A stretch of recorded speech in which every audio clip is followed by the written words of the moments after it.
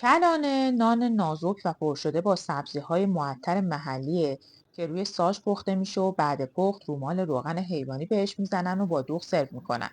اما برای ما که دسترسی به امکانات این نون رو نداریم، نسخه ساده‌تر و در دسترس‌تر اون یعنی استفاده از پیازچه به جای سبزی محلی و پخت در تابه به جای ساژ رو براتون آوردم که البته طعمش فوق‌العاده است. بریم با هم دیگه درستش کنیم. 3 لیوان آرد رو با نصف قاشق چایخوری نمک مخلوط میکنیم و بعد نوبت اضافه کردن آبه. 1 لیوان آب رو یه دفعه اضافه میکنیم، اما مابقی آب رو کم کم اضافه میکنیم تا آرد شکل خمیری به خودش بگیره.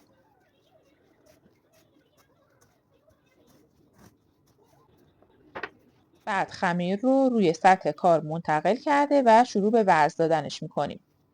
این خمیر ورز زیادی نمیخواد و حدود 5 تا 10 دقیقه ورز دادن کافیه. بعد از اینکه یک چنین خمیر نرم و لطیفی به دست اومد، چونش میکنیم، روش رو میپوشونیم و 1 ساعت بهش استراحت میدیم.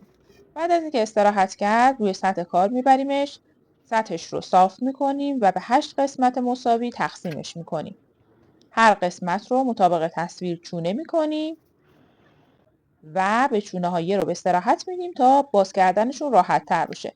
تو این فاصله پیازچه ها رو خیلی ریز ریز خورد میکنیم و کنار میذاریم.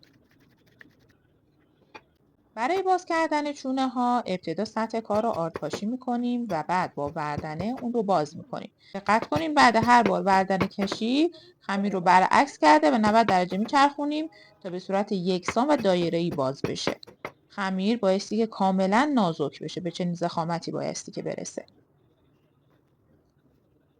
روی نصف خمیر پیازچه هایی که ریز خورد کردیم میریزیم. روش رو کمی نمک میپاشیم و نصف دیگه خمیر رو روش برمیگردونیم. لبه ها رو به هم میچسبونیم و به تمام قسمت های نون ضربه میزنیم تا پیازچه‌ها به خمیر بچسبند. بعد اون رو روی تابه داغ میذاریم تا هر دو طرفش نقاط قهوه‌ای درش دیده بشه. بعد پخت و تا وقتی که نون داغه روش کره آب شده میمالیم و با دوغ سروش میکنیم.